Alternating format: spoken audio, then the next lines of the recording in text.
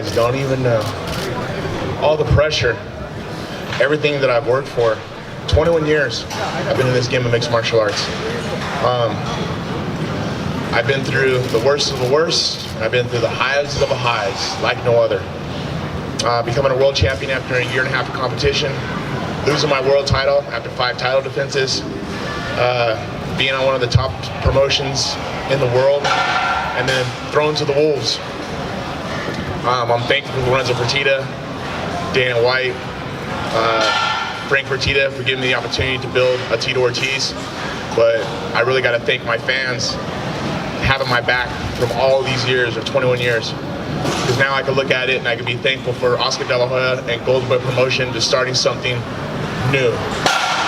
Golden Boy Promotion has been amazing for me up to this point because they've been nothing but respectful. They treated me with nothing but respect and class, and that's the way fighters should be treated. When I spoke with Oscar and he told me, he goes, Tito, you gotta understand, I was a fighter.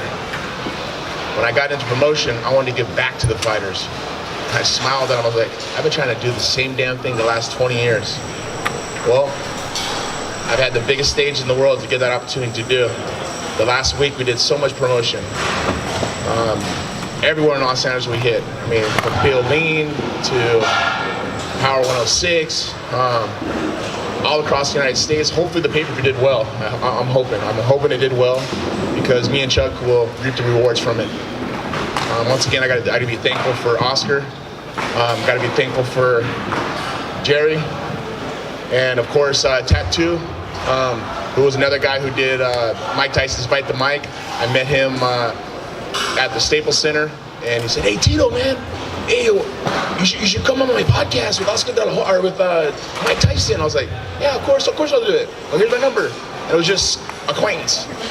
I went on Bite the Mic with Mike Tyson, and at that point, Chuck was already calling me out. I reached out to Dana White, and he said, "No, we're not going to do this fight. No possible way. I don't want nothing to do with it," because he knew what was going to happen. I said something on Bite the Mic, saying, "What if Oscar would be interested in doing it?" And this guy right here, like, jumping at me, "Are you serious right now? Are you serious?" Well, a week later, I was in a meeting with Golden Boy and Oscar. I text Chuck, and I said, "Chuck, I think we put this fight together. You still want to do it?" The next text I got from his manager saying, "Stop texting Chuck." Well, I guess we got the fight together. Next week, he was in a meeting with Oscar, and we signed it. My camp started, and that was 19 weeks ago. I put in everything I needed to do for this fight. I can show people out there that no matter what surgeries you've gone through, what hard times you've gone through in relationships, just as long as you keep your mind focused and positive and have positive people around you, you can achieve anything in this world. And I'm proof in the pudding. I'm a kid who came from nothing. A week ago, I went to talk to my father, first time in 7 years, and I forgave him because he only knew as good as he was taught. He only knew as good as he wanted to learn. He was a heroin addict who's on methadone now, and he's 80 years old. And I went to him and I said, "You know what, Dad? I forgive you because I understand how hard it is to be a parent. I understand how hard it is to be a man because I lived the same thing for my life 5 years ago when I had to leave my ex and I had to give my kids a brighter future." My girlfriend Amber, that's here, she saved my life. She showed me what love truly was. I thought I could never love a woman again, and she's my backbone. Amber, I love you. Like, people don't, you guys, like, whoever's going through hard times in life, whoever's going through things that you don't think you can get through it, I just hold down, bite down, and just get through it. Do the right things, do positive things, do things to give back. On Thanksgiving, I had to make weight. First time in 21 years I couldn't have a Thanksgiving dinner with my family because I usually have Thanksgiving dinner in my house. So I called my publicist and I said, "Michael Levine, is there any possible way that you can get me to a shelter that I can go feed the homeless?"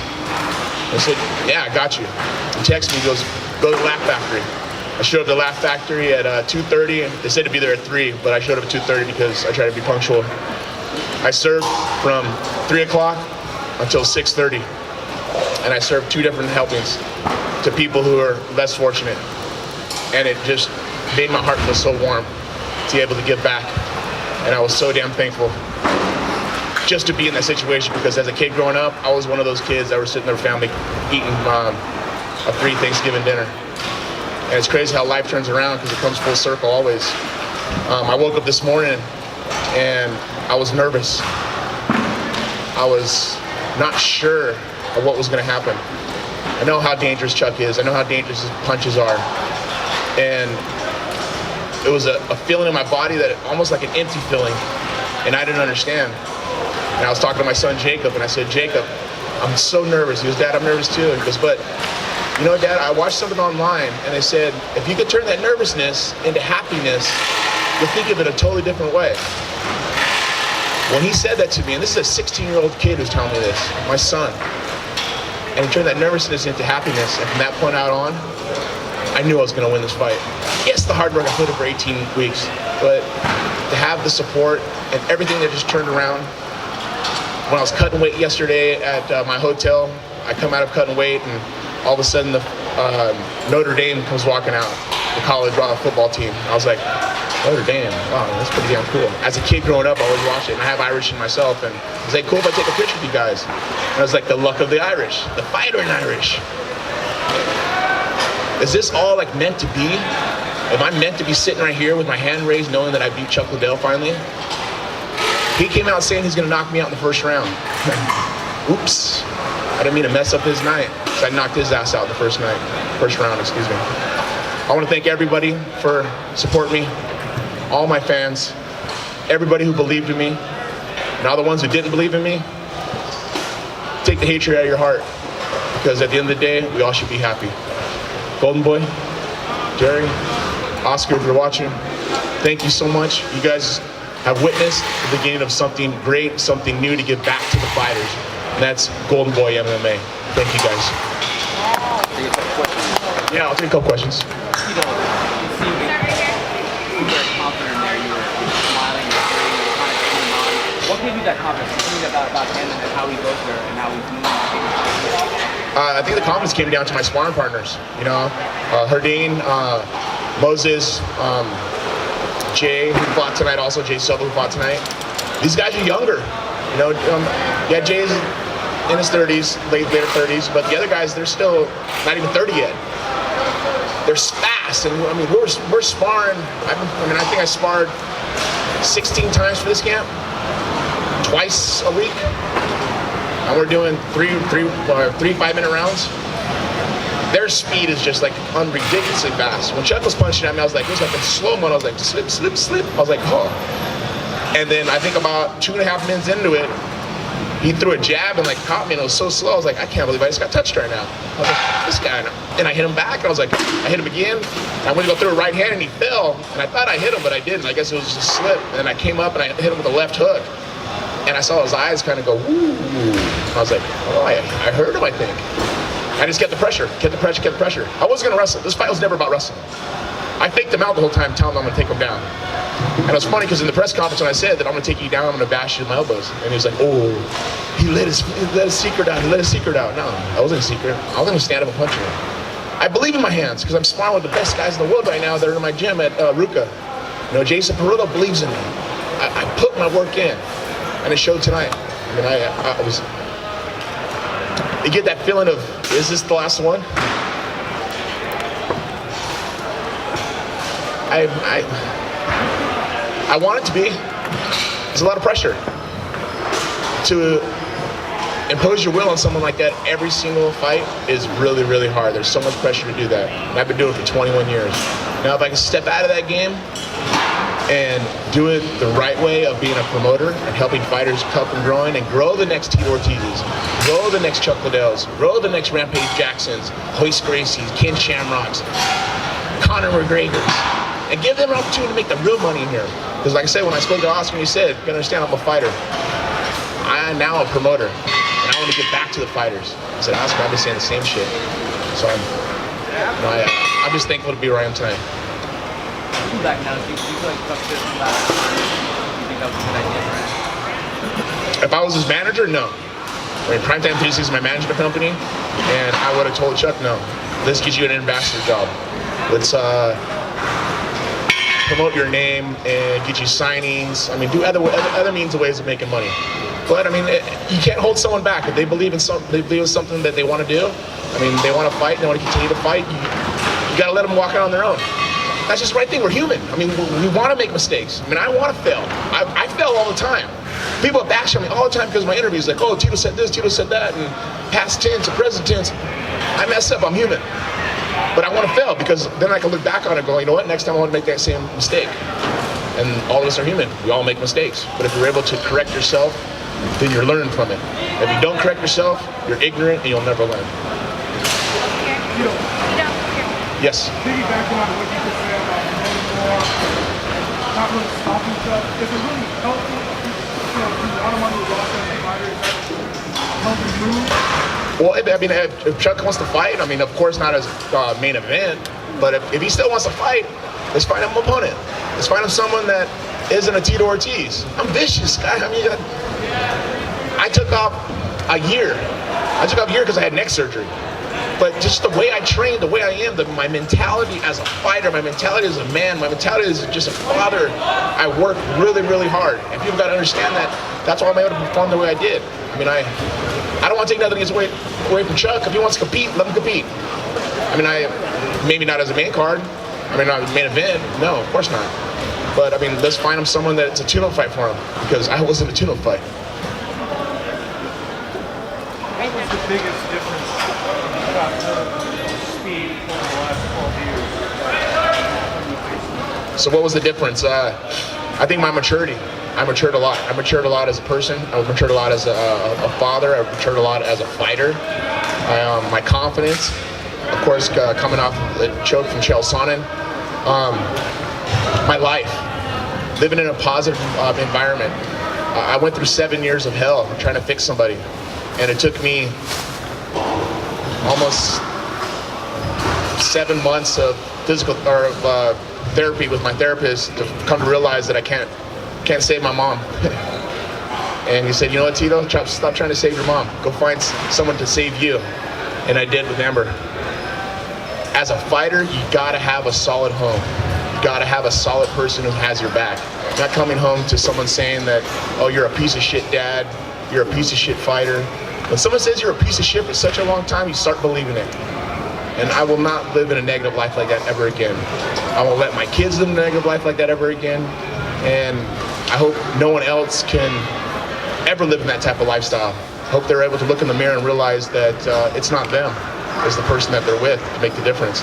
And that's what made me a different person. When I'm confident, and when I have a positive environment around me, I'm unstoppable.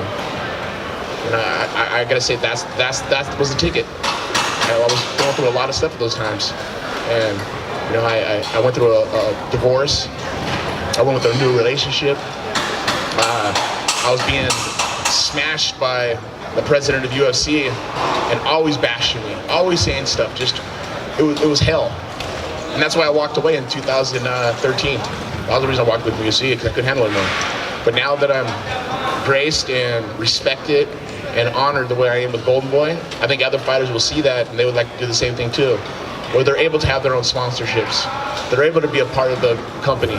They're able to be a partnership of the revenue that is income from the fight. And I think that's important. Let's change the game of mixed martial arts. Let's not make the fighters contractors. Let's make the fighters partners. If they're able to promote and they're able to have a huge fan base, they should get a lot of the money. If they don't have any fans, they better start building those fans. They better start building that social media. That's important. Get a publicist. I got a publicist. I went out and hired a publicist for this. Of course, I really don't need it, but I'm a workhorse. I work my ass off to get where I am. And I think other fighters should resemble what I've done through my career. Yes, the mistakes I've done, so correct yourself. Don't do the mistakes that I've done. And I think that's important. That's why I started Primetime 360 with my partner, George Pragin. We help fighters become the next stars, hopefully. Tito, after the fight, you hugged Chuck, you had some nice things to say about it. So is it safe to say that you feel good and buried the hatchet on Chuck Liddell now? Yeah, I buried the hatchet with Chuck, 100%. You guys gotta understand, I'm a loyal person. I love my friends. I'm an Aquarius to the T. You guys read horoscopes or so forth, read what an Aquarius is. I am exactly that person. I will fight for every one of my friends. I will honor with every one of my friends. I keep my word on everything I have. There's 2 things I'll have for the rest of my life: my name and my word. I'll never tarnish my name, and I'll never not keep my word. And with Chuck, he was my bro. He was my homie. He was my friend. Like I say, I used to let him stay at my house. We traveled to Japan. We traveled to England. I mean, I thought he was my friend, but I understand that money gets in the way of people's eyes of what they truly think about, and that's the evil of all humans, I think, is money. And I guess we sat in the middle of that cage that night, or tonight, and I said, it's cool, it's over, done. If he doesn't want to be done, then maybe we'll give him an opportunity. Yeah. One more? Tito, are you back, or were you just here to scratch an itch? And if so, who do you want to fight next? There's no one out there to fight. This Chuck Liddell thing was the biggest thing that I've been on my mind. There's no one that will bring me out. Nobody. I'm done. I want to focus on great stuff. I mean, I still got my head on my shoulders. I could actually be a great businessman. Let me focus on the right things and not focus on a million things, because then I get kind of disillusioned with what I need to do right. Being a father's number 1. Being a businessman could be number 2. Being a fighter, I did it for 21 years. I'm willing to walk away. People always want to say, Tito, one more fight. Just when you think you got out of it, should suck you right back in. I don't want that to happen. It's nice to walk and talk and be able to touch my feet and be able to throw a football with my kids if I need to, or baseball, or wrestle around with them. When my son says, Dad, I don't want you to fight anymore. Maybe I listen to my kids. They want Dad back. Where it's not about the camp anymore. 18 weeks is a long time. When I miss out on school, missing out on homework, missing out on picking them up from school, I miss those little small things. But I think if I get into the business stuff, I'm able to juggle both of those jobs together. And of course, with my great partner, Amber, she helps me out like no other. What will you miss most about fighting? What's that? What will you miss most about fighting? What will I miss most about fighting? My hand raised. And the fans. I love the fans. The fans, you gotta understand that one of my friends, one of my number 1 fans, but my friend, close friend, Jeremy, he's been with me since my first UFC fight, and he's been following me every one of my fights. And he was here tonight, and they actually came to the weigh-in and so forth. And have fans like that is amazing, and I'm thankful for it, because they're ride or die, no matter what. No matter how many times they say Tito's shit, and he's like, no, he's my man. They fight over it. That's why my mom can't even come to the fights anymore. She's just getting fights because people talk shit to her all the time. So she's like, I can't even go no more. I was like, that's cool, Mom, I love you. My mom's real. She's a veteran. How many times did Scott Coker text you? Actually, Scott Coker actually did text me today. He did text me, and thank you, Scott, for the text. He said, good luck, kick some ass, SC. So that was a great gesture from him, and I was happy about it. I got a lot of texts today. I got a lot of support today. I think the pay-per-view will do pretty well. I think it actually, because just the remarks and the people texting me and emailing me and on my social media, it was everywhere. I think the pay-per-view did fairly well. It would be nice to do 1 million pay-per-view buys, but I doubt we did that. But I'm just saying, if we broke the crest of a couple hundred, it would be amazing. That'd be a success if we did. I want to thank the fans. You guys, I want to get out of here. I want to go enjoy myself a nice cold one. Oh yeah, it was yours. That was just one. I mean, come on. I'm Mexican. I can drink a lot. No. Since this is your last fight, you didn't really get to do the gravedigger. Yeah, I did. Well, they kind of were stopping you. They didn't stop shit. I was doing it. I was busting through their legs. I was doing it. Come on. One of my buddies got a great picture of me digging it. Was that yours, Mom? It was Rafael, almost from my corner, Rafael Davis. He got a good picture of me digging. Yes.